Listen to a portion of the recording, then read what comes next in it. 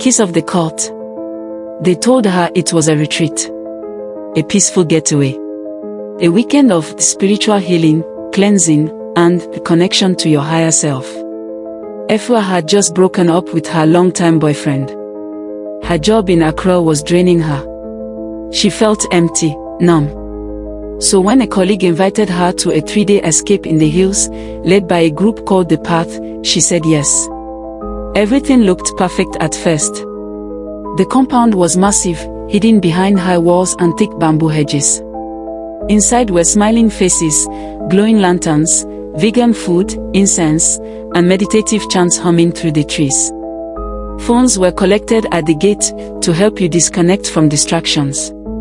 The leader introduced himself as Brother Kai, a tall, soft-spoken man with piercing eyes and a calm voice that felt like hypnosis. "The world out there lies to you," he told them. "But here, we tell the truth." There were 15 participants. All women.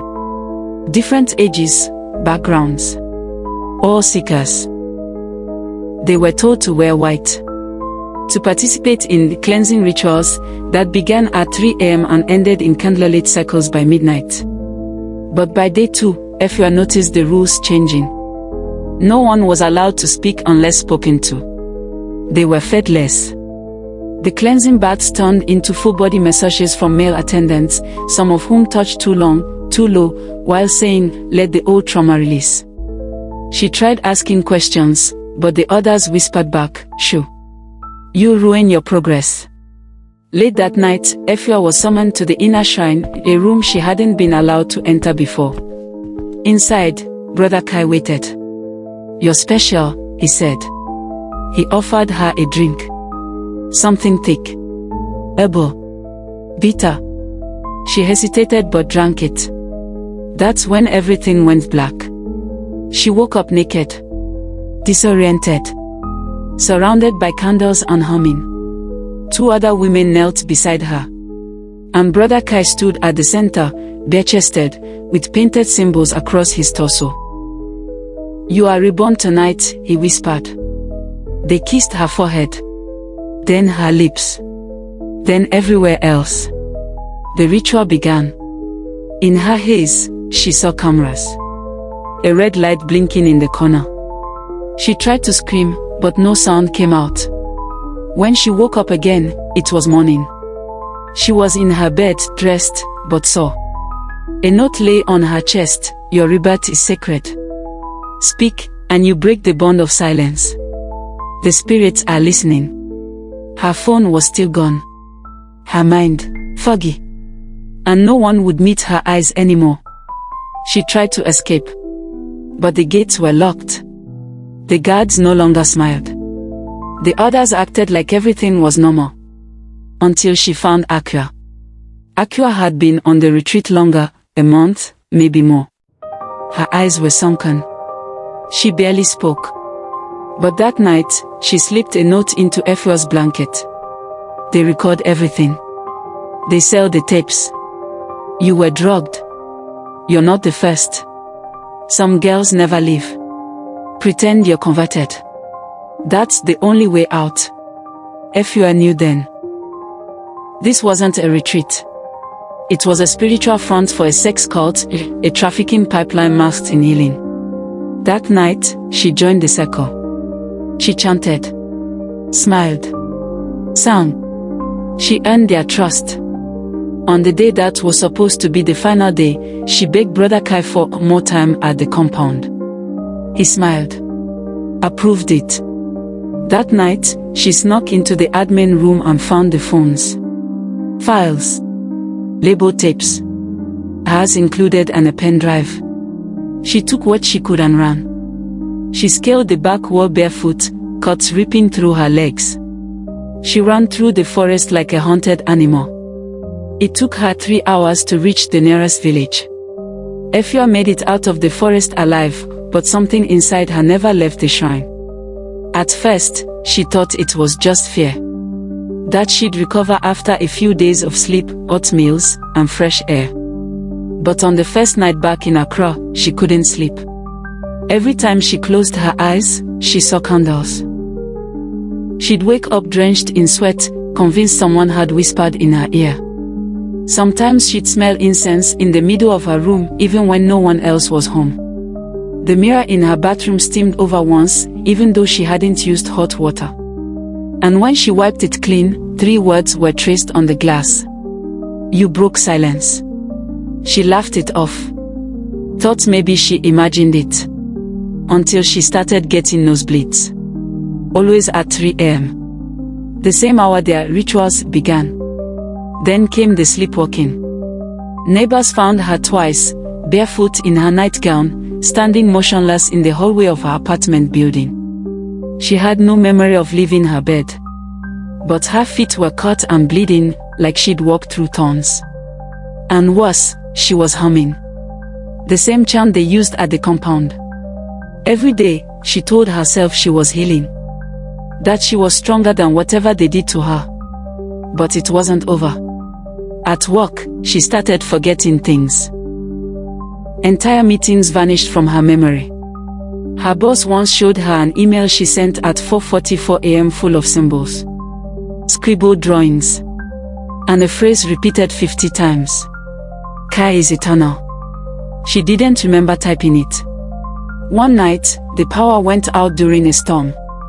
She lit a candle.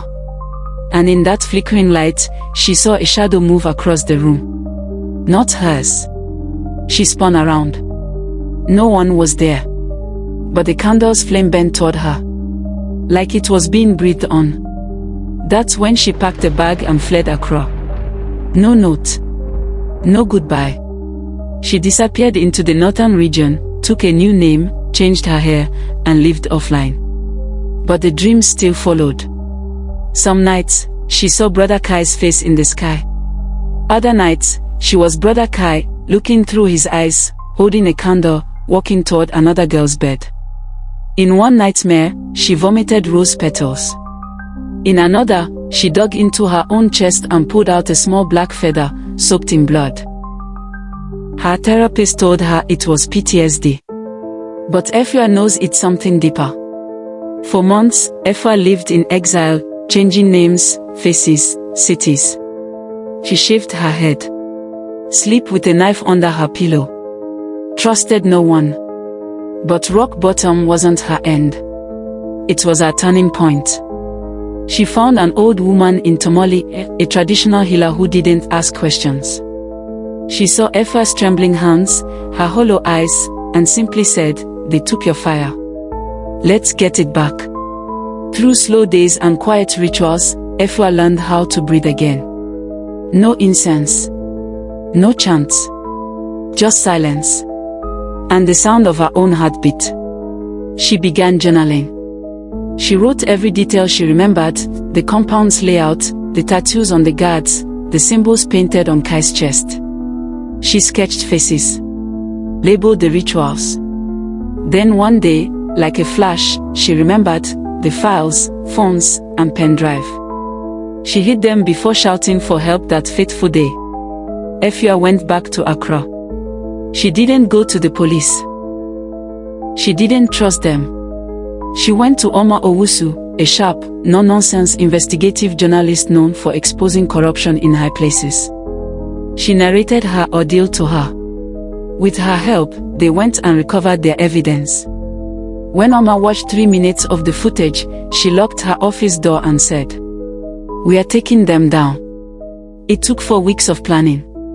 Fake identities. Drones. Undercover recordings. Reaching out to families of missing girls. Tracking fake names linked to the path. Omar's team posed as new recruits. Hidden cameras captured new rituals. They found another compound, smaller, but still active, in the eastern region. Efua watched it all from behind the monitor. Her fists were clenched. Her breath is steady. She wasn't scared anymore. The expose aired on national TV and streamed online. The footage, blurred but undeniable, went viral in less than 24 hours. The backlash was swift and violent. Protests erupted. Parliament demanded action. Parents flooded stations with stories of missing daughters. 2 local chiefs were implicated. So was a TV preacher. Brother Kai's face was everywhere, but he is nowhere to be found. She stood on national television, her face shown, voice steady, and said, "They took my voice. They stole my body. They almost erased me. But I'm still here. And I'm not the only one. Help us find Brother Kai. We deserve justice." Moral lessons from the story. 1. Evil often hides behind candles and kind words. Not every retreat is for healing. Always ask why someone wants your silence. 2. Blind trust can be deadly. When you're most vulnerable, predators can come dressed as spiritual guides. 3. Survival is only the beginning. Reclaiming your story is the revolution. Efua didn't just escape, she exposed. That's where true healing begins. 4. The greatest lie abusers tell is that you're alone. Cults isolate you to break you. Truth connects you to others who survived. 5. You can lose your voice and still find your roar. They tried to erase her, but she became louder than ever. Thanks for watching. Please like, share and subscribe to my channel.